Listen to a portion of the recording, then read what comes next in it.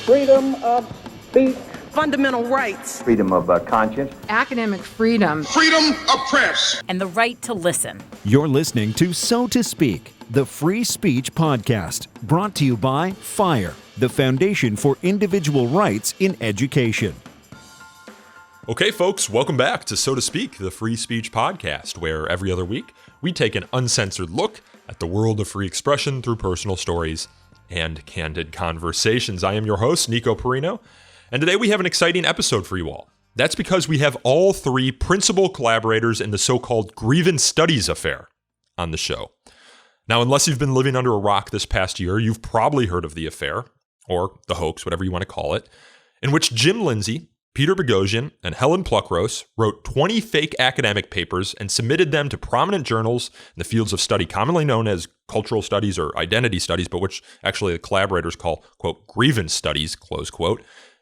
And these collaborators, Jim, Peter, and Helen, pursued this project, writing these fake academic papers, because they wanted to test what they perceived of as a lack of scientific and academic rigor in these fields of study. They contend these fields of study are monocultures that are intolerant of dissent and free inquiry, and that, as they put it, quote, bully students, administrators, and other departments into adhering to their worldview, close quote. So, would reputable journals in these fields of study accept, for example, a feminist rewrite of Adolf Hitler's Mein Kampf? What about a paper that fabricated data in order to argue that men should be trained like dogs? What about an argument in support of fat bodybuilding or an ethnography with nonsensical data that entitled Breastaurant Masculinity? It turns out the answer to their question is yes. Of the 20 papers they submitted, 7 were accepted, 4 were published, 7 were still in play at the time that the study ended, and 6 papers were retired. But what does the result of this hoax or this affair prove exactly? Does it prove that indeed the so-called grievance studies are so consumed with orthodoxy and insulated from dissent that academic rigor is compromised to reach conclusions satisfying to the scholar's biases? Or, as one critic put it, was it a shallow exercise in mean-spirited mockery that didn't really prove anything? The questions are still being asked, especially with the recent announcement by Portland State University that Peter's participation in the project violated the university's ethical guidelines for human subjects research. We actually break some news on this show when Peter announces that he's taking an unpaid leave of absence from Portland State next year. But the question is, did Peter violate any research guidelines, or was the finding against him a technicality used to try and dismiss the project? I put these questions and other questions to Peter and the rest of the group in this conversation, so let's jump right in. Oh, and I should also add that this episode was recorded over the internet, so if it sounds like it was, well, recorded over the internet, that's because it was. Now, let's get on to the show. And let's get started. Peter, Helen, Jim, thanks for coming on the show. Yeah, thanks for having us. Appreciate it. Helen, I want to start with you. Mm-hmm. In your bio, you say that you are an exile from the humanities. Now, I was curious, is this a forced exile like Napoleon's, or is this one purely voluntary? Well, it's neither, really. I want to go back and study women's history in the late medieval period, but I'm just really not able to do it in a way that I could be proud of at the moment. So until we sort that problem out and I can sort of look at history rigorously without ideology or theory, I'm not going back. So what concerned you about the way that that area of study was operating? Was it did this concern come up when you were doing your PhD work, or were you a professor or faculty member? No, I'm a lowly MA. But I found at undergraduate, I had great difficulty in criticising postmodern ideas. I was penalised for that. At postgraduate, I wanted to try and have a look at some evolutionary psychology. And that was also very problematic. And it was made very clear to me that I wouldn't be able to pass if I said things like natural sexual selection is real, or racism is best overcome by shared goals, things like that. So it really was just very difficult to do any kind of balanced, rigorous work. It all had to be sort of blank slatist, theoretically orthodox, and there's no pleasure in that for me. So you're over in the UK, correct? Yes. And do you have a conception of how bad things are for free speech, academic freedom, free inquiry here in the United States? And if so, how does it compare to what you're experiencing across the pond? Yeah, we've got sort of different situations. I've been looking more specifically at the US because this is where a lot of these theories are coming from, while actually living in the UK. So I think I have a good idea of the differences between them. We are having more explicit problems with freedom of speech on a governmental level because we don't have the First Amendment like you do. But with the kind of extreme theory protests, we're not quite there. I think the one good thing about the kind of extreme student protests that are happening in the US is that it does at least allow you to get at it. They're being very explicit. They're talking about the issues, whereas in the UK, it's much more sort of understated, and you'll just quietly get failed or not employed if you say the wrong thing. Peter, you are a professor, correct? Indeed, at Portland State University. And you've been teaching for something like 25 years now, 30,000 students. Just more than that at this point, but yeah, long time. What was the response at PSU to your publishing? And how do you all refer to it? Do you refer to this as the Grievance Studies Affair, as Wikipedia does, for example? We do. Excuse me, we do. We call it Grievance Studies or the Grievance Studies Affair. And the response was mostly enraged, livid, outraged. Needless to say, they were not happy. And there was some bite with the bark, too, because the school ended up investigating you and recently found you guilty of violating the IRB, the Internal Review Board. Yeah, so my colleagues published an anonymous hit piece on me in the school's Vanguard, in which it's probably worth noting they spelled 2 of our 3 names wrong. And then little things like people glowering at me while I walked around campus. But they brought me up on 3 charges: data fabrication, plagiarism, which I pleaded guilty to, but for plagiarizing Mein Kampf, but they refused to charge me with that. And not going to the IRB. And the not going to the IRB, they viewed the journal editors as human subjects.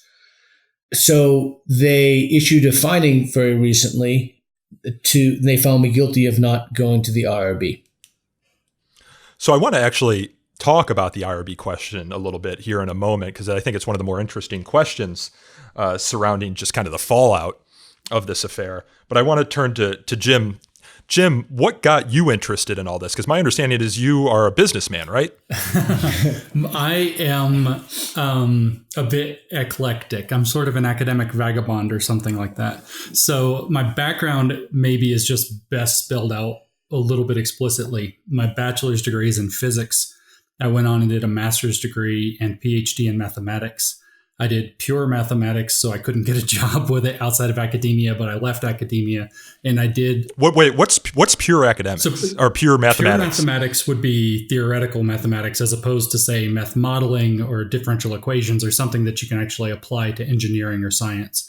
So it would be the kind of rarefied, let's just write proofs all day and prove this statement or prove that statement and try to find out what truths there are in mathematics as we explore that axiomatic system.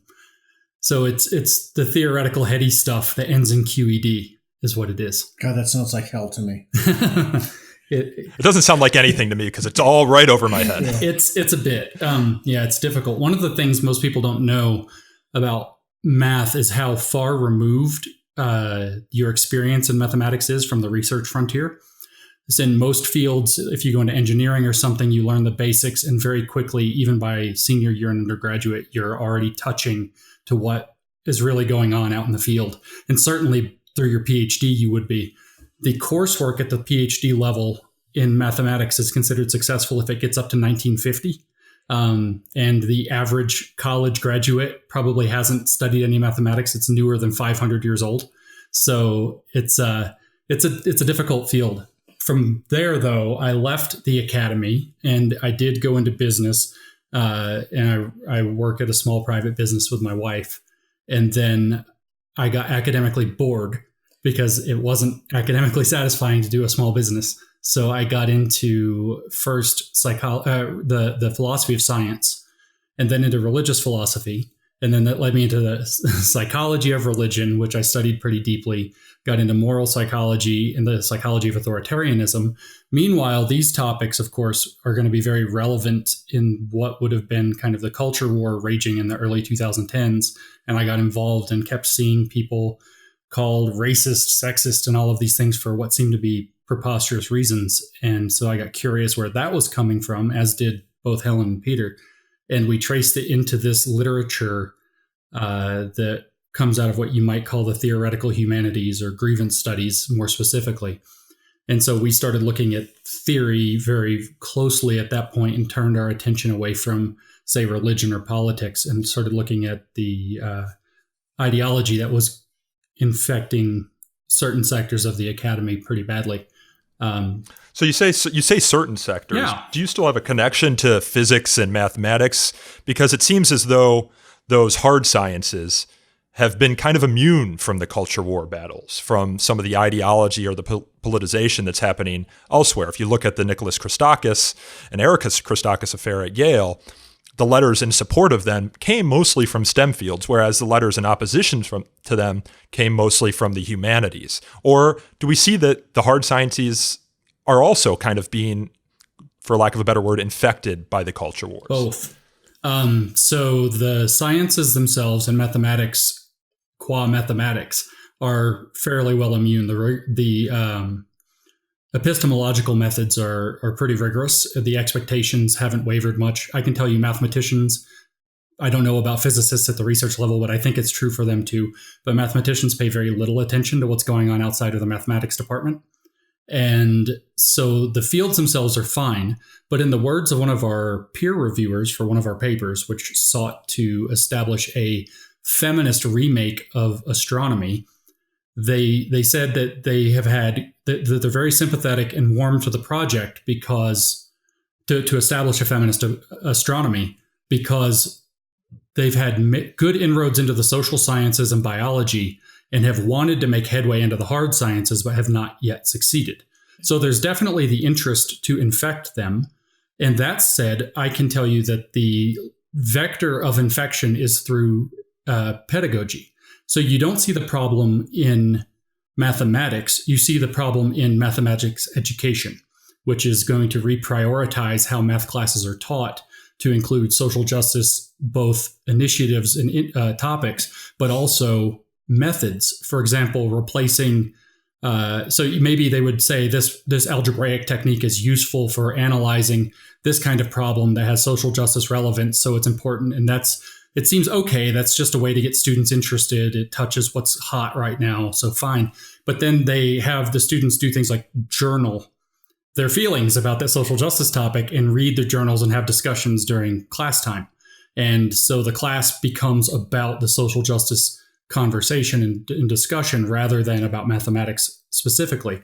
And having taught mathematics at the university level for nearly 10 years, I can tell you as a former mathematics instructor, one of the most difficult parts of being in that role is finishing the course material, getting through that minimum amount of, say, pre-calculus that's needed to get the students ready to do calculus.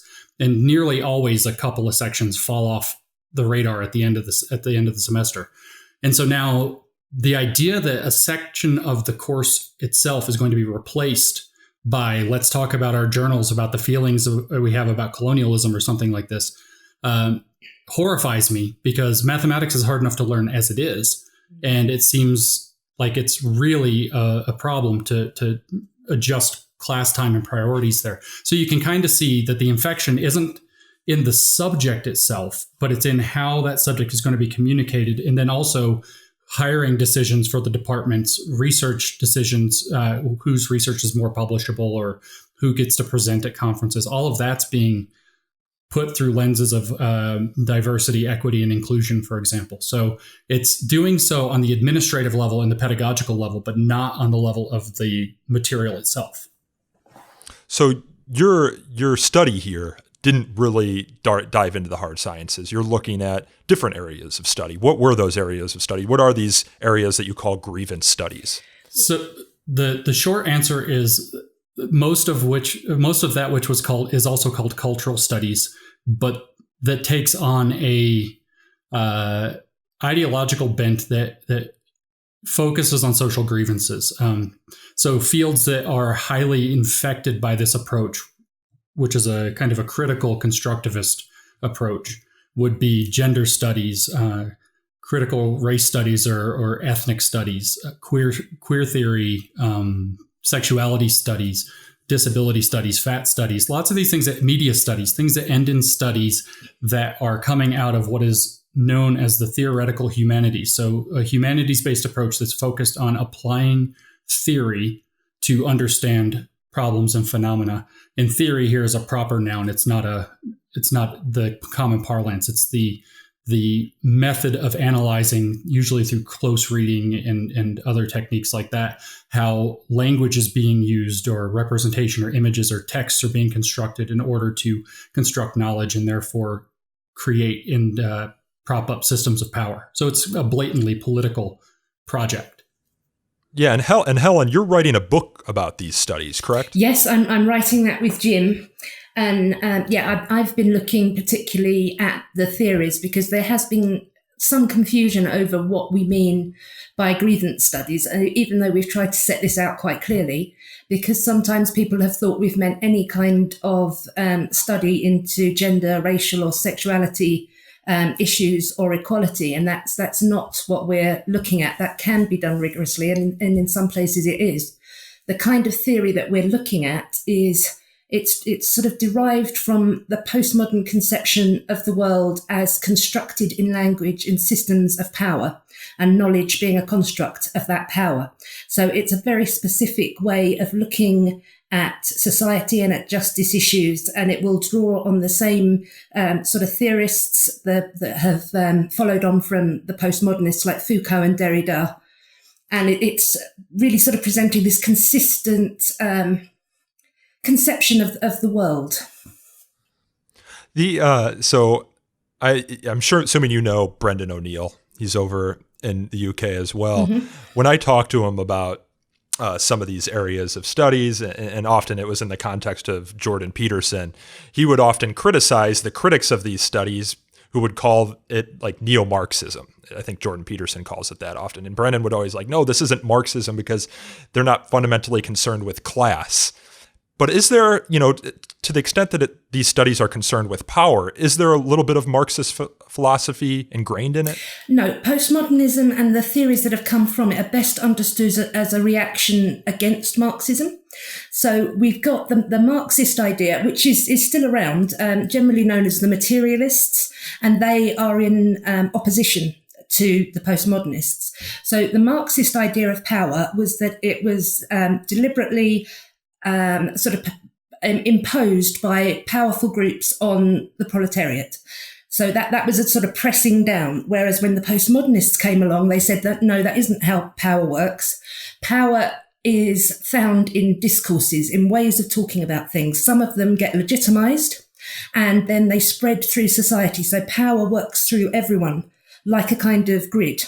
So we've still got, in both cases, we have concepts of power, and we have sort of oppressed and oppressor groups. But if you try to understand postmodernism as a sort of expansion of Marxism, you're going to miss the epistemological differences. You're going to miss how knowledge is understood. The Marxists accepted that an objective knowledge existed. I don't think they got it right, but they did accept that it existed, whereas the postmodernists have pushed back at the Marxists for having this objective conception of the world, and at Christianity and at science. So, Peter, I want to pivot to you now. With an understanding of what postmodernism is, what grievance studies is, what is the problem with these areas of study that you all sought to point out in pursuing this project? I'm going to turn that one back to Helen. Oh. Okay. In the what we were specifically looking at in the papers we wrote was we were sort of unevidenced truth claims. So we were sort of mirroring papers that started with a conclusion. So they were going to look, say, at how rape culture manifested in some situation, and then they would twist whatever they saw into proving that it did. So we came from different angles to this. We sometimes got some truly terrible papers and just took their ideas a bit further, or we thought of something really terrible and then made the theory fit it. But essentially we wanted to make claims that weren't warranted, and we wanted to sort of target certain groups, white people, men, as inherently bad, and finding a way to find that whatever they did was bad. So I want to go back to 2017, because that's when this project started, correct? That is correct. And it started with Jim and Peter publishing a paper called The Conceptual Penis as a Social Construct in Cogent Social Sciences. That's correct. Now, this wasn't a peer-reviewed journal, correct? It was a peer-reviewed journal. And we published that. We basically argued that penises were responsible. They're best understood as social constructs, because it was playing on the idea that these folks have, that everything is a social construct, and they're responsible for a whole bunch of ills, including climate change.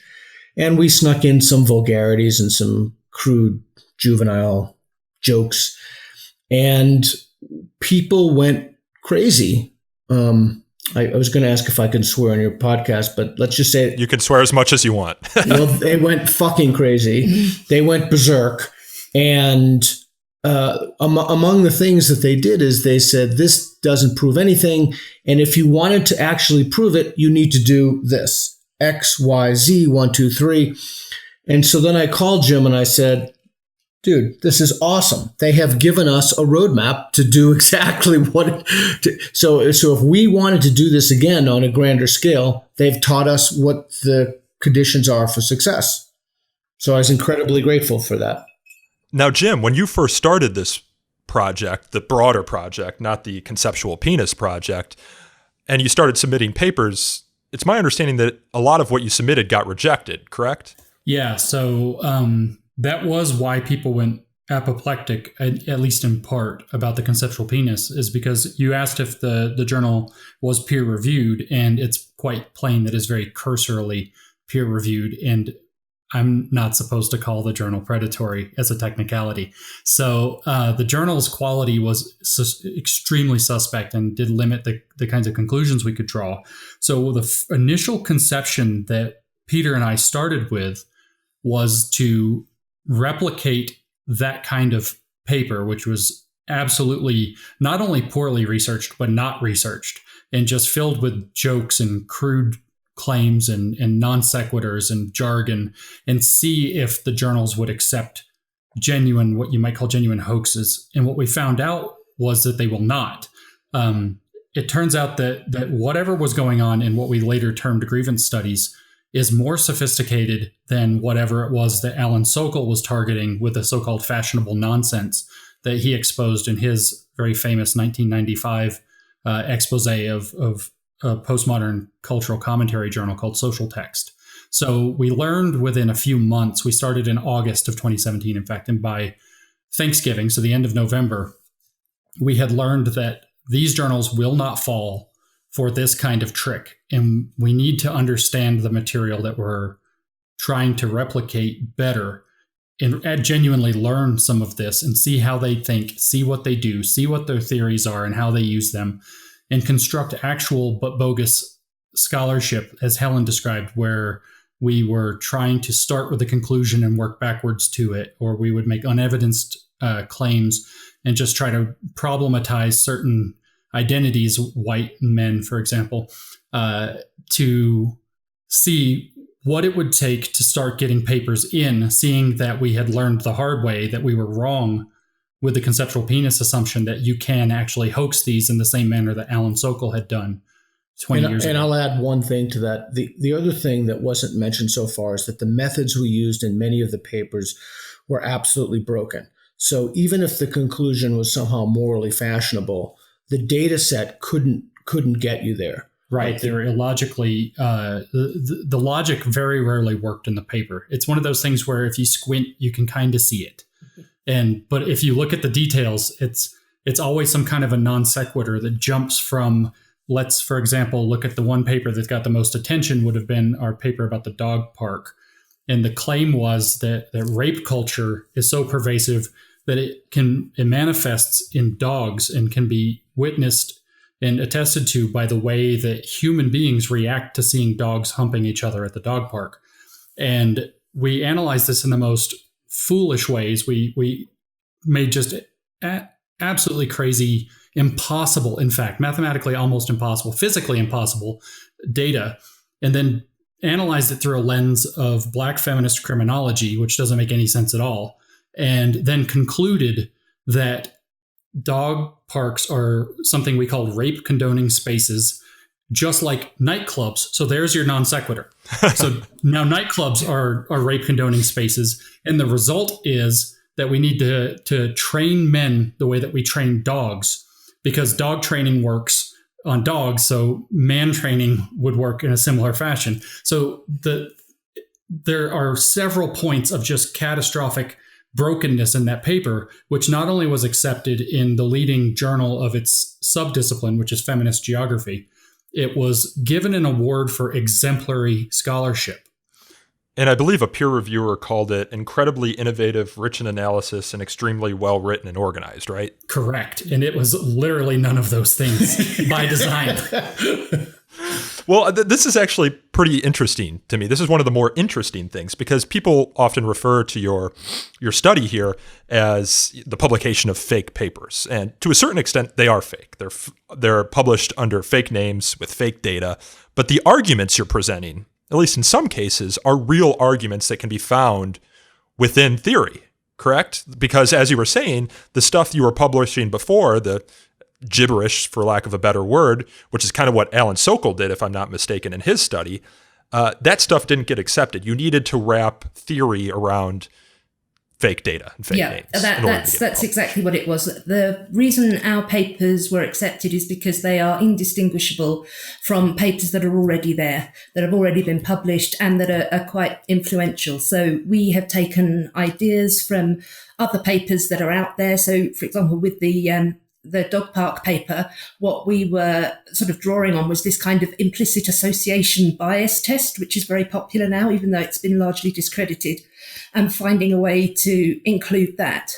And we're looking at all kinds of different theory that's out there. You've got to tick certain boxes. So you've got to identify everybody, put your own identity in a position, and position yourself in the scholarship. You have to problematize yourself. You have to go through so many hoops in order to get this absolutely sort of orthodox cultural constructivism. Everything is a product of speech, of language. There can't be anything innate in humans. And just tick all these boxes until you've got what they want. And we kind of crack the code slowly, because it's really difficult to, even when you know a lot of the theories, it's very difficult to navigate your way through all the potential landmines. So, for example, when we wrote the paper about why straight men like to look at semi-clad women, we didn't successfully at first negotiate the potential accusation of objectification. So we had to go back and problematize that further before that paper would get accepted. Curious question here is, Alan Sokol's The Sokol Affair didn't involve the peer-reviewed journal, correct? It did not. Social Text just had a editorial board, as far as I understand. So this is a way bigger hoax in that sense. Have you heard from Alan Sokol about your study? Yes, quite frequent. I'm in contact with Alan fairly regularly. One thing I think that's important to notice about the difference between Alan Sokol's hoax and ours was that what he was addressing was the original postmodern ideas, which really were deliberately obscure, deliberately illogical. So he was reproducing something perfect within that sort of theory at the time. We're coming 20 odd years later when we're looking at the evolution of these ideas into things like critical race theory, intersectional feminism.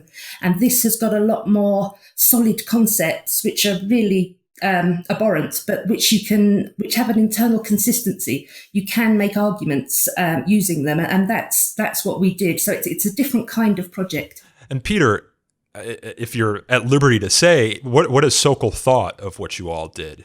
Did he have any criticism? Was it mostly support? He has been incredibly supportive. In fact, he was one of the folks who wrote me a very long letter in my defense when the university brought me up on charges. Well, let's actually, since you just brought it up, let's talk about that. What is the university's argument? Right, let's talk about that as little as possible, but okay.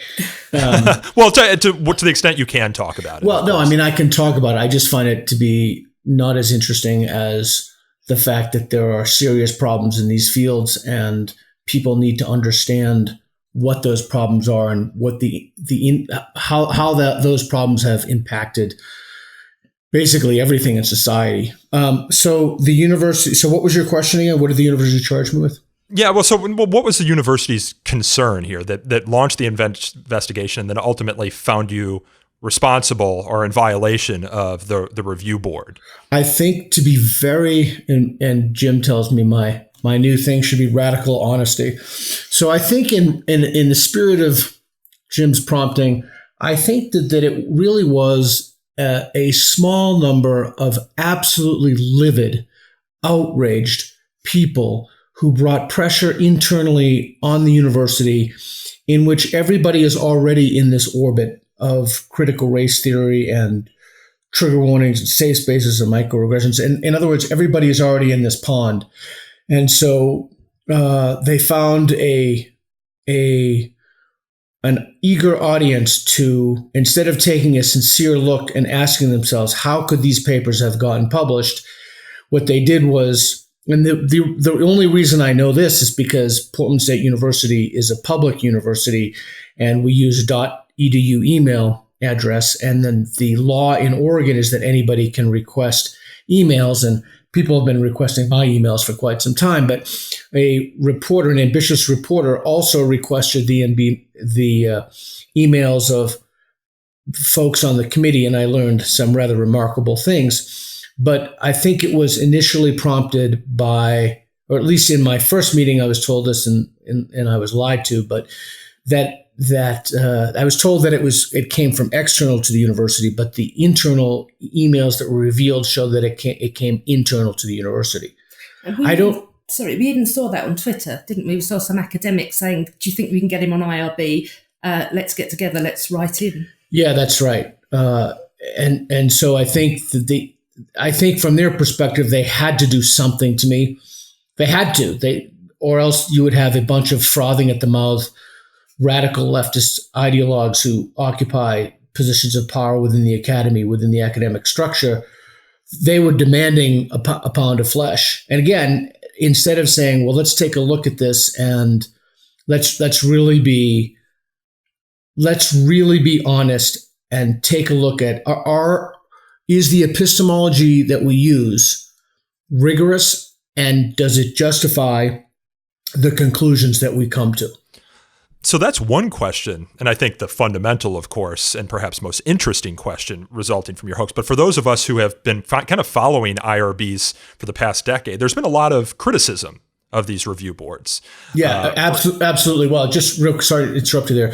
So Jeff Flyer from Harvard has emailed me, and I've been in contact with him, and people have thought about it as IRB overreach. In fact, just today, a piece on Quillette came out about it's gone from protecting people like in Tuskegee to protecting ideas.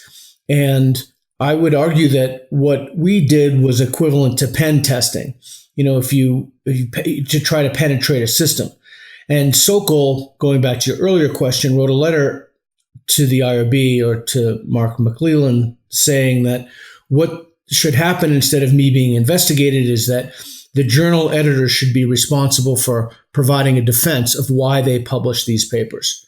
But many people have said that this is a fantastic example of IRB overreach. Yeah, and there have been calls for IRB reform. So for those of our listeners who aren't familiar with IRBs, they kind of sprung out of a law passed in Congress in 1974 as a result of the infamous Tuskegee syphilis study, in which hundreds of black men were tested positive for syphilis and went without treatment while the government knew for something like 40 years. And this was all, of course, without their consent. So right. The federal government passed a law that said you need to use these IRBs, these review boards, to review studies that might implicate human subjects. Now there's a concern that the institution that these IRBs has become has gone too far. So, for example, we at FIRE have published some just survey studies on campus free speech, academic freedom, and due process attitudes, and we need to run our studies. They're simple polling by an IRB. Exactly. So and I there's think, really no concern for a human subject in those cases. I think it's really worth noting again, and the only reason I know this is because of those emails that were that the reporter got. Among the people who were upset at this, one of my colleagues demanded to know if we had IRB approval. And in her letter, I don't remember the exact wording, said something like IRB approval should never have been given for this. So think about that. You create a system that is impenetrable. There'd be, if that were the case, there'd be literally no way to test that. So IRBs then act as a kind of prophylactic toward any form of penetration testing.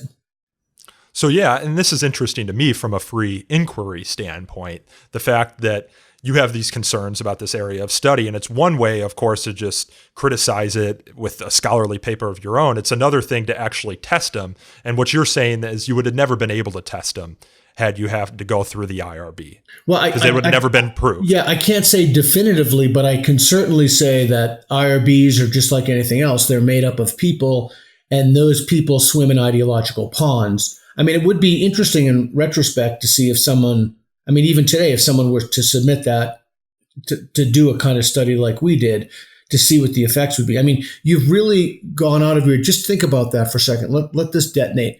You have institutionalized a mechanism in the university system to prevent ideas from being systematically examined.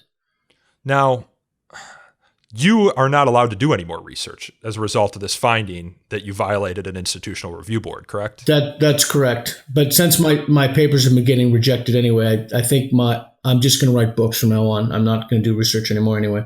Let's talk a little bit more about the peer review process, move away from the institutional review boards. I heard somewhere that as your papers went through the peer review process, they got more radical rather than less. Okay, so almost to a rule, that is true. I want to be very fair to begin with, that frequently we would have a rogue reviewer who made our lives very difficult by doing the right thing.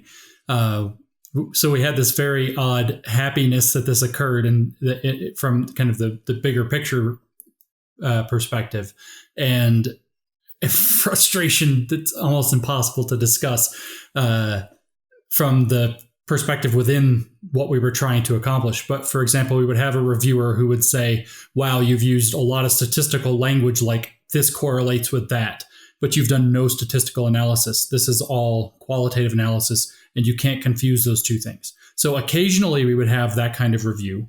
We would have people point out that, as you would expect in peer review, you haven't cited these relevant sources, you haven't dived deeply enough into the literature, you haven't made your argument tight enough, this needs more development. So there was some of the regular stuff you should expect from peer review. And then, almost to a rule, every single paper was given advice to make it more politically radical. It was not sufficient, for example, that we argued in one of our papers that as an educational opportunity, white male students should be asked to sit in the back in the floor wearing light chains to experience reparations during their college classes and not be allowed to speak or have their emails answered. And we said that if in the paper that if we thought there's no way they're going to accept that, such an extreme idea. And they said, so we said that to do that, you then have to engage with critically compassionate intellectualism, to be compassionate to those students that you're putting out. And then the response that we got was, no, you do not need to give them compassion because that recenters their needs, which are already privileged.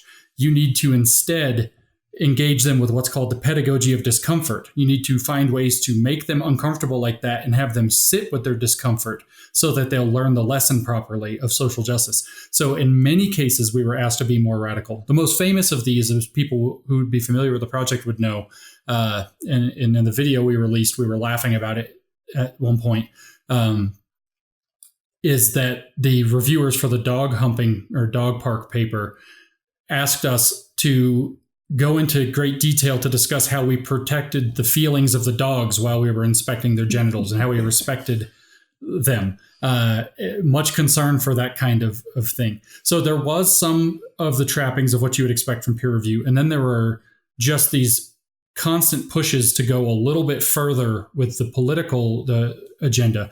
So, for example, we wrote a paper from the perspective of a white woman from first-person perspective, a so-called autoethnography, where she discovered critical race theory and discovered her own complicity in racism. And we were accused of not forwarding Black scholars sufficiently and positioning ourselves as a good white. And that those things would have to be attended to. We wrote a paper where we rewrote a chapter of Mein Kampf in which we turned what Hitler was calling for the Nazi party he was calling our movement. We started by replacing our movement with intersectional feminism, and then just figured out how to theorize around that and get the language right to get it accepted. And so we used the idea that you would approach that through allyship would be the necessary thing, and the sacrifices that you'd have to make to be a good ally were in parallel to the sacrifices that Hitler was calling for people to become Nazis. And so they told us we had to problematize allyship, because when somebody claims allyship, they get a certain immunity from accusations of racism or sexism. And meanwhile, they take up a position where they feel qualified to speak on behalf of people that they're allies for. So a white person who's a Black ally might try to speak to the Black experience, which is problematic. So we then had to problematize allyship and then reframe the paper in terms of solidarity, some other concept instead. So this was a kind of, the way I phrased it in the past is that it was very clear that there was a political wind blowing in the peer review system there. And that wind blows consistently in one direction, and it is a gale. I want to address some of the criticisms you've received. Before you do that, can I add to that, please? Yeah, of course, Peter. So I think it's worth noting at this point that Jim, as he said, has a PhD in mathematics. Helen has her master's degree in what? Literature. I have a doctorate in education with a master's in philosophy. We had no prior experience to this when we started. I had never published a paper in a feminine. I don't think any of us had. None of us had. And we wrote 250,000 words in 10 months, in addition, just parenthetically, to a 77,000 word book, How to Have Impossible Conversations, which is coming out September 19th. So we wrote 20 papers and became, even if you remove the whole concept of fabricated data, that should not have been possible. What does it tell you about a discipline in which the standards are so lax that people with zero expertise can then become published and have a paper honored? It should be deeply, deeply concerning to anyone who cares about the academy. But some of your critics say that you didn't have a control group for this. So their suggestion being that this might infect other areas of studies too, but you don't know because hoax haven't been tried on them, or maybe they have and we just don't know it. What's your response to that? When my wife heard that, she started cracking up laughing. But Helen, why don't you? Yeah, no, I think this is kind of a red herring, because we were looking very, very explicitly at theory which derived from postmodern ideas. The idea of having a control group doesn't work. We couldn't send our papers to any journals apart from those which accepted this kind of theory.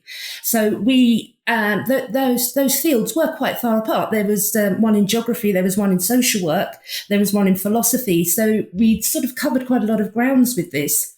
Another alternative would be that we could see if we could get another kind of problem in different kinds of journals. Perhaps if there was a problem in maths or something, we could see if we could find that. But this wouldn't be working effectively as a control group, because it would be showing a different kind of problem to the one that we were showing. I mean, the way I've often put it is you don't really need to prove that your neighbour's house doesn't have rats before you can point out that your own does, and they need to do something about that. What about the argument proffered by some that peer review isn't designed to remove fraud or absurd ideas? and that replication, I guess, would solve this problem, would weed this out eventually. Well, it hasn't, because a lot of the papers that we drew on were published in the 90s and they're still there. People are still, they didn't get in by mistake. How do you have replication on a philosophical argument? I mean, that's again, it's a red herring.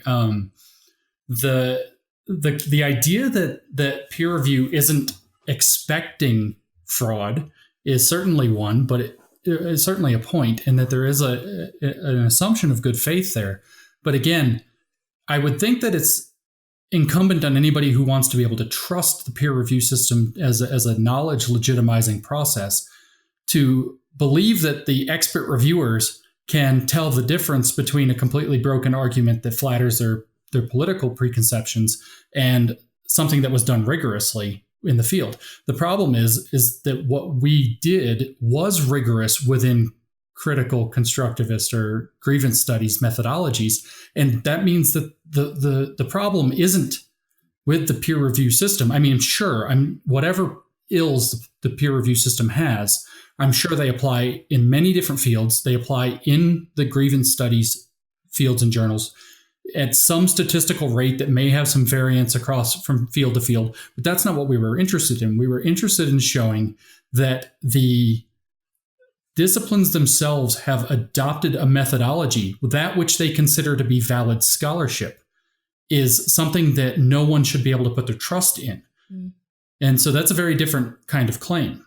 Yeah, I mean, it shouldn't matter that the paper should either be good or it isn't. It shouldn't matter whether or not we believe in what we're saying. I mean, if it was in a different field, if it was biology, if somebody wrote an accurate paper drawing on evolution and they didn't actually believe in evolution, the work would still either be sound or it wouldn't. So our paper, particularly the one we got accepted by Hypatia, the philosophy journal, it draws very strongly on all the ideas that are already out there. It is within that system a perfectly sound paper. They called it an excellent addition to feminist philosophy because by that criteria it was. It's now been retracted because we don't believe in that criteria. But all of the papers that we drew on to make those arguments were sincere and they're still there.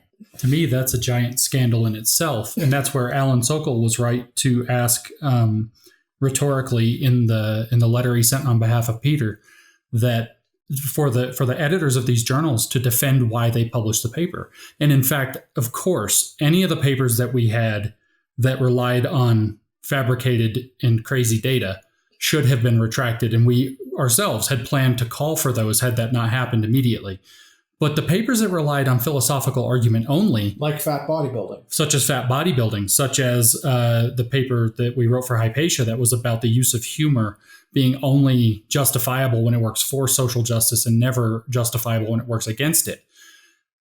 Papers like that are in a different category. And I think that there is a genuine call for the editors of those journals, at the very least, to defend why they thought those papers were legitimate and perhaps to have them stand because they're arguments within their system. As for the ones with false data, they should have been retracted. Absolutely. There's no call to contaminate the scientific record with bogus data. That's absolutely not what we were intending to do. And we were always going to admit that those papers were false. And if it came to it, make sure they got retracted. In fact, we had to for the project to succeed. Exactly. So there is some call to defend why those things were considered defensible, but certainly in the cases where they were just philosophical arguments, it's a real question. Why didn't you need to publish? I mean, did you send the raw data over to them when you submitted these papers? Oh, of course not. In the dog what park raw paper, data? There yeah, was raw data. Well, did they not request it? I mean, I think that they would.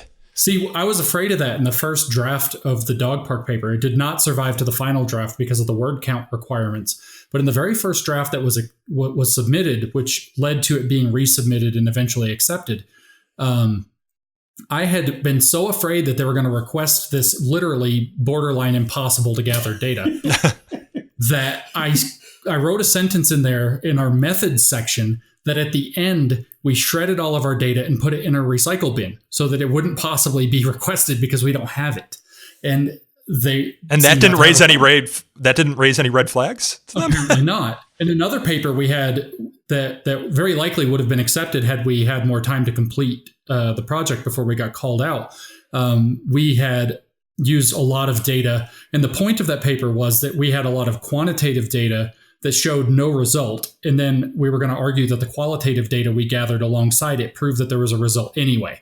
And so when we submitted that, the feedback we got from the peer reviewers was to remove the quantitative data altogether and just rely on narrative. So you submitted 20 papers in total, 7 of which were accepted, 4 of which were already published. 7 of those 20 papers were still in play, in addition to the 7 that had already been accepted. And of those papers that used data, not one of them asked for any of the data to support your claims? Absolutely none of them did. Even the one where we made the mistake in the paper that was referring to the, as Helen phrased it, scantily clad women. We were questioned by making the mistake. I said that in that paper that we had massive amounts of recorded spoken material that was our data set. And I had said that we had partially transcribed it, which is apparently a huge no-no in data analysis of that type. And we had no idea at the time. So that raised the eyebrows that we weren't trustworthy with how we treated our data. So they wanted us to explain our data analysis and gathering method in much more detail, but they did not ask to see the data, which would have been fatal because it claimed to have been drawn from audio recording of over 10,000 minutes of conversations held at restaurants among 7 to 10 participants at a time. So no, they've never, even in the case where they were very suspicious of the data for probably a fairly good reason, they did not request to see it.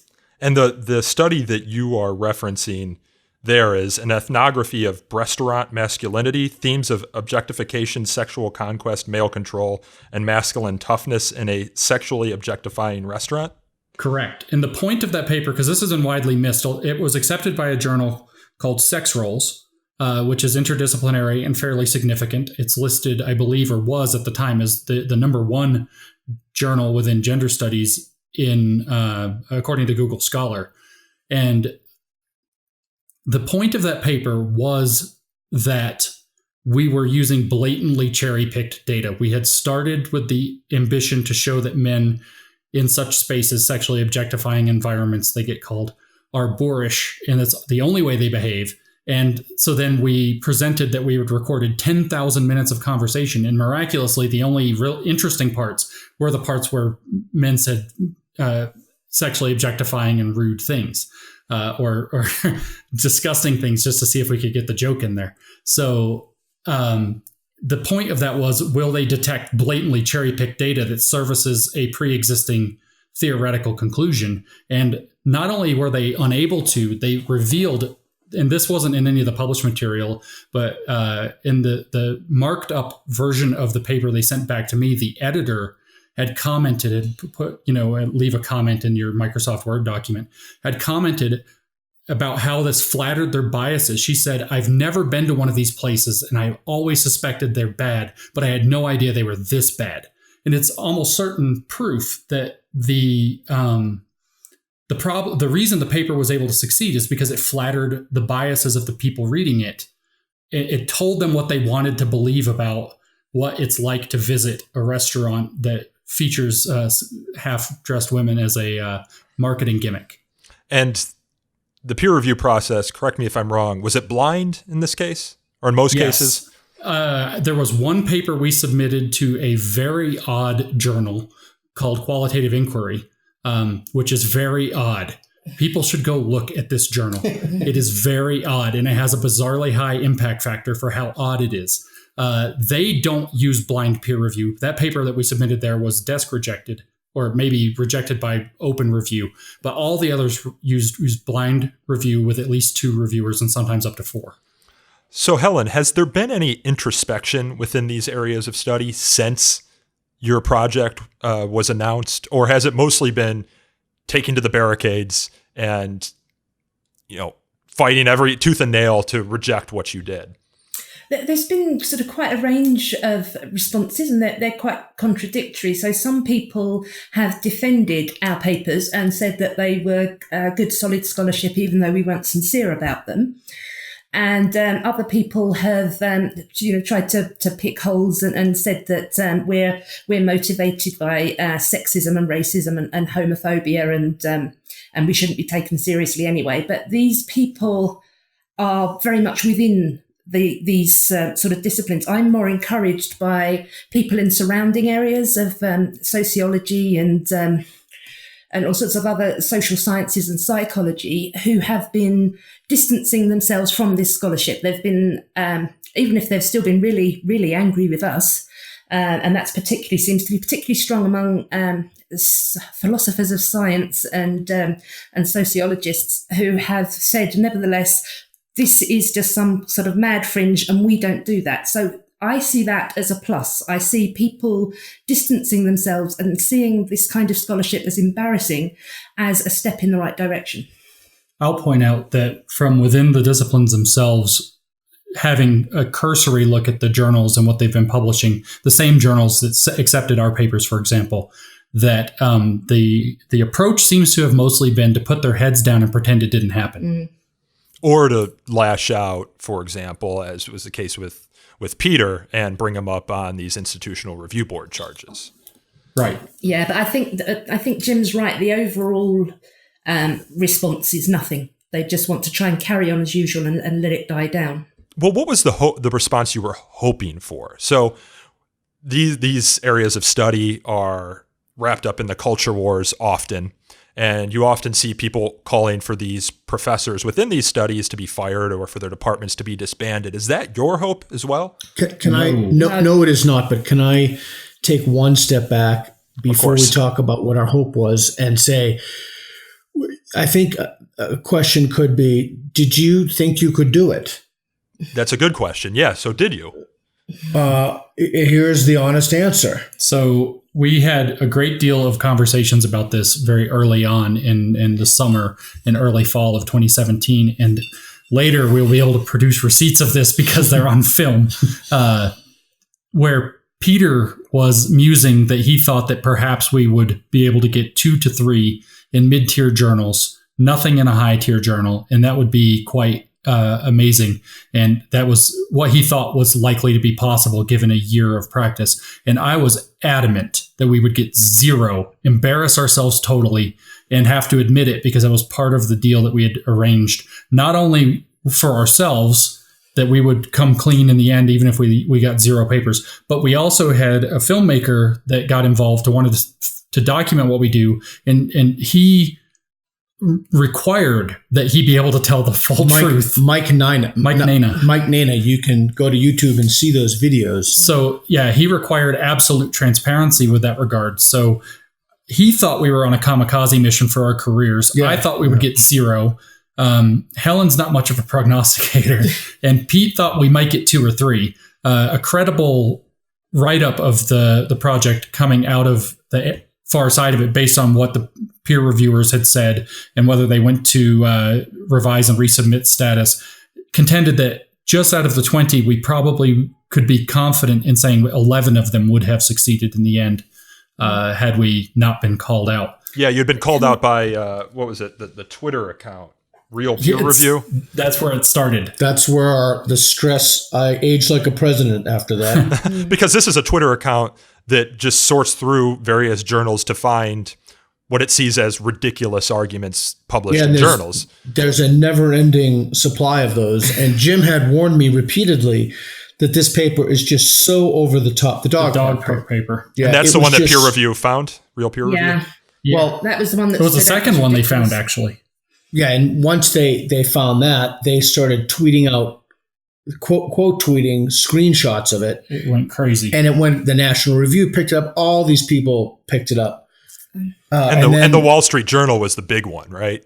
Yeah. Yeah. Once the Wall Street Journal got involved, and they, doing due diligence as journalists should, had contacted the journal, the academic journal, Gender, Place, and Culture, to see if they had verified our identity, because that's what they were ultimately interested in, is that nobody could place the imaginary named author, the fabricated author didn't seem to exist. So they wanted to find out what was going on behind that. So they contacted the journal. So now the journal was requesting that we prove our identity by sending in a picture of our photo ID, and we're not going to forge identity, to continue the project. And then the Wall Street Journal was asking questions. So we decided that the only responsible thing to do at that time was to come clean, tell the world what we had done, and not try to drag out. And the shame is, it's hard to tell you at how much better we had gotten at this in only a few months.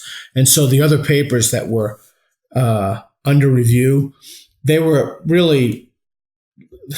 We had high hopes. We had very high hopes for those. And now that we knew what we were doing, I was very confident that those would get in, or at least a certain chunk of those. But can I address the question of what we wanted to achieve with this? Yes, of course. Because I think, obviously people have accused us of wanting to shut down departments or stop certain ideas from being spoken or fire people. And that is not at all the intention. What's happened in Hungary is something that we cannot support at all. There needs to be academic freedom. People need to be able to make these kind of arguments, use these kind of theories. What we wanted to do was show how ridiculous they were, how unethical they were. We wanted to get more attention on these ideas, have people embarrassed to have their work associated with this, have the problems fully recognised, and for this kind of approach to fall out of fashion, to have the scholarship done properly. And what you're referencing in Hungary is the situation with the universities there. The federal government in Hungary is getting involved in shutting down I believe it's one of George Soros' universities there, one that was the departments associated with critical theory and gender studies, for example. Yeah. Correct. Yeah, we don't endorse that. My hope had been to point out that there's a crisis of trust in the scholarship that's addressing really important social, cultural, and political issues like race, gender, sexuality, identity, and so on, and try to call for a new level of attention and review that recognizes the fact that, as has been demonstrated, there's a paper by Charlotta Stern in 2016 that the tendency of these disciplines is, and I hesitate to use the word discipline, the fields, is that their tendency is to put on blinkers and pretend that there is no criticism of what they're doing, or even worse, to cast any criticism as part of a power dynamic that works against their ambitions. And so they've insulated themselves from the legitimate criticism that's necessary for a functional epistemology. If you want to get to knowledge, you have to be able to accept criticism. And that criticism should be able to be made by anybody who's doing it in a sincere or even insincere way. You should be able to deal with that criticism and winnow out the truth that way. So our call had never been to fire anybody, to close down a department, to defund anything. It has been to initiate a position within the university to where the university itself starts to do what it should have been doing and properly vetting and reviewing these kinds of papers before they can be used for tenuring decisions, hiring decisions, application and pedagogy, application to administration or industry or law. And so it's really a call for reform, not a call for banning or firing or any kind of a draconian method. Certainly, people should be able to publish heterodox ideas, but that's the whole point that we were making, because to be heterodox in these fields is not allowed. And so any criticism that came, say, Steven Pinker's famous book, The Blank Slate, just gets either ignored or problematized as something that's a further site for the necessity of the research they claim to be doing. And that's the problem. What is there anything, having done this, that you would have done differently in retrospect?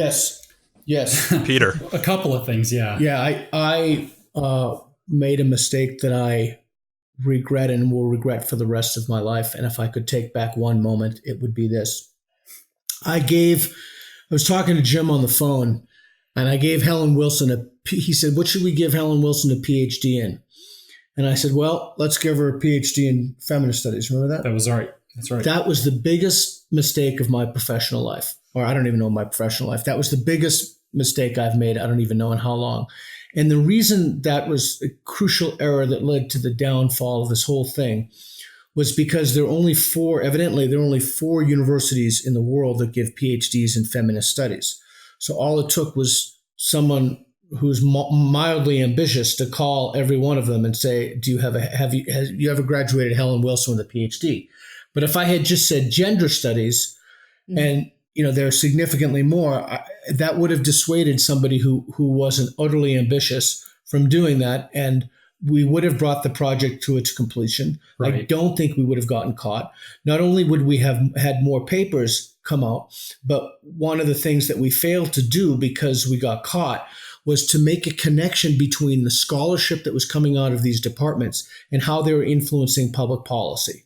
And because we didn't have an opportunity to do that, once the project was revealed, many people would say, "Oh, those are just some crackpots in the academy. Who cares what a bunch of fringe academics do?"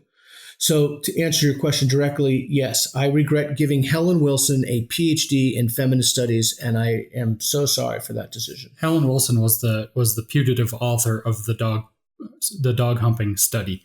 And so, yeah, we had to write an author bio, and we chose in our ignorance the wrong discipline to give her a PhD in. Wait, but how did that result in you getting caught? Because I thought Real Peer Review caught you, or were you caught before that? Okay, so Real Peer Review tweeted the paper, and it got somewhere between 1 and 2 orders of magnitude more attention than anything else they tweet because it was a bit nuts. And that led to it being investigated and written about by journalists. And some journalists, one of the last tweets that Real Peer Review put out about the paper was, "Look at the author's bio. This is the author." And so that drew attention to people who got asking questions. Well, what university? Because it doesn't claim what university that PhD came from. It's very vague. And so they said, well, who is this Helen Wilson? And they started digging to try to find who Helen Wilson was. And they found out, well, there are only, I think it's in North America, there are only 4 degree granting institutions with PhDs in feminist studies at the time. And so they called all 4 of them and said, "Is Helen Wilson somebody you graduated?" Trying to just find out the backstory to this paper. Because I wasn't, as Helen Wilson, the controller of Helen Wilson's email account, I wasn't answering their requests for information. And so when they went digging to find out, they called all 4 institutions. There's no Helen Wilson. So that's when they decided to get involved with asking the journal, the academic journal, "Hey, did you guys actually check to see that Helen Wilson exists? Because we can't find any record that she exists at all. And we're trying to get the backstory on this paper. And we think that there might be some foul play." In fact, I think that what they thought was somebody was giving themselves a PhD who doesn't actually have one and was trying to pass off fake credentials. I don't think anybody really suspected it wasn't a sincere paper until we actually had to admit that. Mm-hmm. Helen, is there anything you would have done differently? I made a couple of errors. We missed one paper getting accepted because I misgendered a particular theorist, but I would have liked for it to go on a bit longer because I was getting more into critical race theory by this point, and I so many good ideas have come to me since then that we could have got in that would have really made a point about and that showed how this really sort of paranoid worldview works. So yeah, I'm a bit sad about that. And Jim? I think that I kind of wish that we would have dedicated to learning about the field properly sooner instead of at the moment of clear defeat of our initial hypothesis test. Can we send in these more or less meaningless, jargon-laden, silly papers and get them in? I wish we would have started engaging sooner because we would have it was about 5 months worth of writing when we were actually learning to engage with the material. And if we would have had, say, 10 months of engaging with the material, who knows what we could have accomplished. So I wish we would have made that decision sooner. And I agree with Helen that I wish we could have been able to branch out to deeper levels of theory. Instead of most of our papers being about either gender or sexuality studies, which are kind of the easiest entry point. Because it's led to us not being credible in our claims that critical race theory has similar problems that we can actually describe quite clearly at this point, but we weren't able to penetrate any critical race specific journals. And finally, to be honest with you, even though I don't think any control papers were needed, I do wish that we would have done a paper that was as well researched as the ones we were producing at the end, that understood theory as well as we did and the scholarship that we were using as well as we did, but then got the ideology backwards, that pointed to something like that men or white people or something are underprivileged by the way that social justice is acting in the world, or something that's completely verboten in their scholarship, and then sent that to any number of journals, but ideally a very low tier journal, because if even a bottom barrel journal won't take it, that tells you something without much doubt that there is an ideological bias in play. So I wish we would have included, or had time to include really, a paper that went in reverse. That got Alan Sokol actually mentioned this in his write-up about the conceptual penis, in which he said that we had mostly missed the mark, correctly said that. And he had said that he was quite confident that if the ideology had been backwards, if we had written a paper about the conceptual vagina and that it causes all these problems, no way anybody would have accepted that. Right. And so I wish we would have had the time and the know-how, because it would require a certain degree of know-how, to have got into that aspect. For instance, instead of wasting as much time as we did trying to repurpose Mein Kampf in a second way to get a second version of a rewrite of Mein Kampf published. So, Jim, I'm just curious, what is your theory, lowercase t, as to what would have happened had you gotten the ideology backwards? Do you see these areas of study being so insular and that they wouldn't have accepted it? They don't accept criticism and dissent? Not insular, afraid.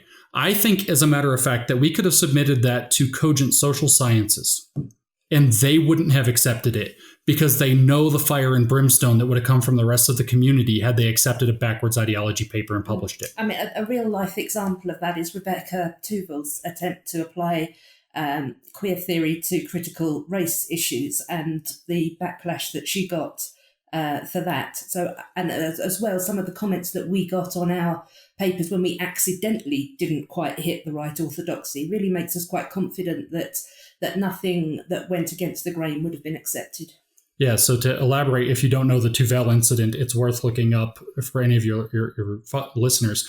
The Tuvel incident, Rebecca Tuvel wrote an argument for transracial identity that paralleled the arguments for transgender identity pretty much precisely. And then a huge explosion happened when Hypatia accepted and then retracted, and then she was the paper. And then, the whole editorial board of Hypatia fractured over the scandal that this caused. And the reason, as Helen pointed out, was that she applied queer theory to critical race issues, and those two are actually theorized very differently. So to have stepped outside of the orthodoxy led to her being subjected to vicious punishment that was extraordinarily damaging to the reputation of the journal Hypatia, which otherwise had very high standing among most scholars. And to have gotten the ideology so backwards that we had written something fairly ideologically abhorrent and gotten it published anywhere, I think no one would have taken the paper because they knew the backlash would collapse their journal. You actually had a paper accepted but not yet published with Hypatia, correct? It was, I think, called When the Joke is on You, A Feminist Perspective on How Positionality Influences Satire. Was this before or after the Tuvel incident? That was after the Tuvel incident. After. If you have another minute or two, I think that's worth lingering upon, because we consider that to be our flagship paper, and yet that was the paper that received almost no attention due to its complexity. It was something that I'm most proud of the whole project. So the paper's point was to say that you can't use humor against social justice, but you should use humor against things that are not social justice. And in a sense, of course, calling it When the Joke's on You is a gigantic irony, and we were quite proud of. Unpack. It doesn't need to be explained. It's quite obvious who the joke's on. And so that the paper actually, and this is where we considered it, this isn't why it's a coup de grace, but it was why it's really profound, actually cited us. It cited our conceptual penis and problematized our attempt on the conceptual penis. And so we made the arguments, in a sense, not only did we cite ourselves, But we also we also made the arguments from within theory of why what we were doing would be considered unethical from within theory, and then had it validated by their journal. And so we certainly showed that they accept the idea that they would argue that we were unethical in our approach, and that kind of puts them in a dilemma. If they wanted to criticize what we did and use theory to criticize what we did, they would have to cite us to do it. Yeah, I mean, we were fairly sure that when we came clean and people knew what we'd done, what the response would be to say that we were just trying to protect our privilege as white and 2/3 male people, and actually sort of punching down on women and ethnic minorities. And so we actually wrote that argument. We made the argument that humour and mockery is never, ever acceptable when it is at social justice scholarship, and it should be either shut down or punished. This Richard Baldwin, a borrowed identity, is that correct? He's borrowed, yeah. Yeah, he's the only real person we had. And so that's why you see a lot of the original papers about homohysteria. And he's actually a professional the modern Adonis, I think he's called. Modern Apollo. Modern Apollo, yes. Yeah, he's actually a professional bodybuilder. He's a longtime friend of Peter's.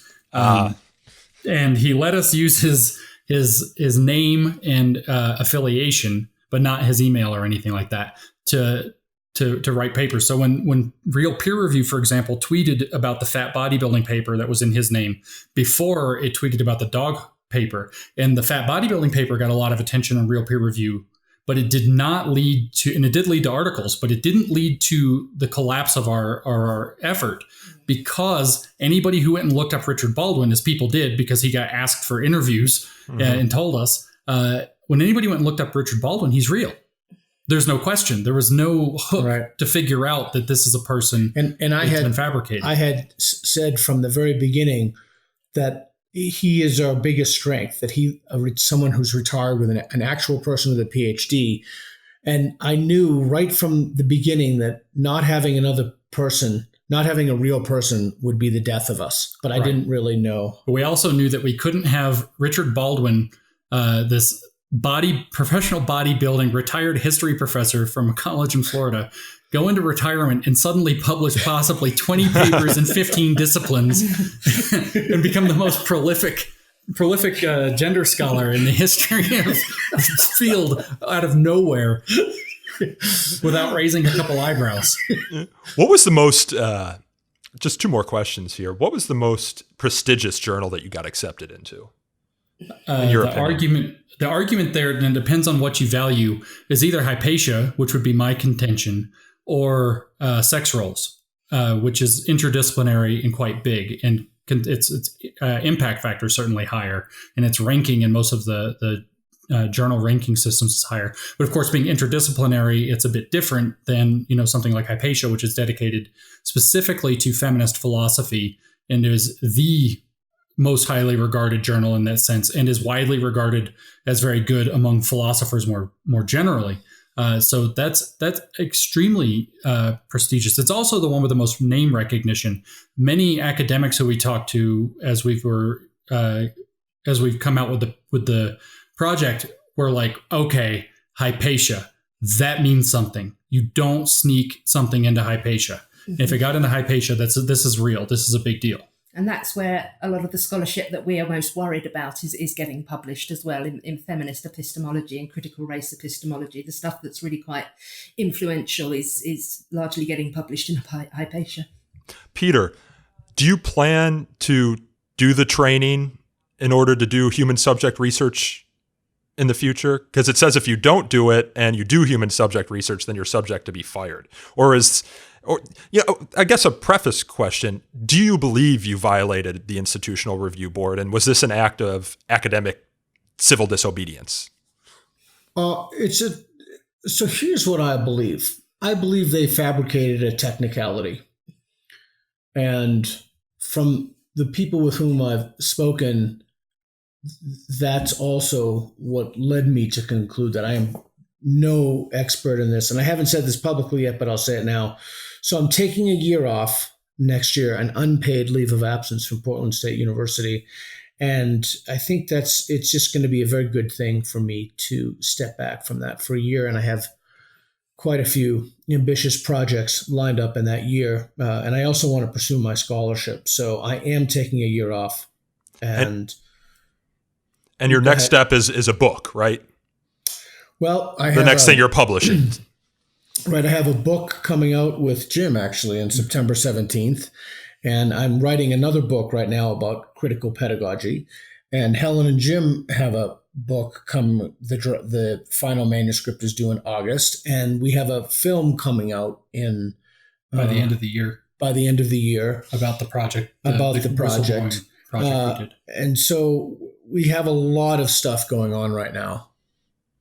If our listeners want to learn more about this project, what's the one thing you'd tell them to read? What's the one thing you'd tell them to watch?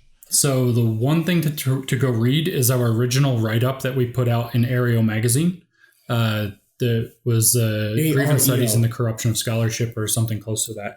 The one thing to watch is everything on Mike Naina's YouTube channel, youtube.com/Mike Naina, Nayna. Yeah, he's got a playlist which takes you through and is the most sort of comprehensive and accessible explanation. Right. Not only does he explain what we did and show that what we did, and it's also a place where material is going to keep coming out about what we've done through his documentation style. He also made a 3-part documentary about the meltdown that happened at Evergreen State College that connects the ideas that we were revealing to them being institutionalized to a rather severe degree in the meltdown that it caused in that kind of small ecosystem that was the Evergreen State College. So that's like Netflix quality documentary stuck on YouTube, 3 parts, just under an hour and a half to watch all 3. And it gives you a real sense of what happens when these ideas get applied in an institutional fashion and get taken up by a sufficient number of people within the population to where they've lost their ability to have evidenced and reasoned discourse because they have to appeal to these moral orthodoxies and the pieties that go along with it, and they lose their ability to critically analyze because they'll be called a racist if they ask for evidence, for example. So it's definitely not just for the work that we've done, but also for Mike's own work that I highly encourage people to engage with as much of the stuff as he's made as possible. All right. Well, Peter, Helen, Jim, I appreciate your taking an hour and 15 minutes today to chat with me about all this. And I hope to have you on the show again sometime soon. Thank you. Thank you. Appreciate it very much. That was Jim Lindsay, Peter Boghossian, and Helen Pluckrose, the 3 collaborators in the so-called Grievance Studies Affair. To learn more about their project, you can visit the show notes, where I provide links to their write-up of the project and other associated materials. This conversation was hosted by me, Nico Perrino, who's also produced and recorded by me, and it was edited by my colleague, Aaron Reese. To learn more about So to Speak, you can follow us on Twitter at twitter.com/freespeechtalk or like us on Facebook at facebook.com/so to speak podcast. I also want to throw out a thank you to my colleague Pamela Aprs-Ski, who helped organize this interview and helped get these 3 collaborators together.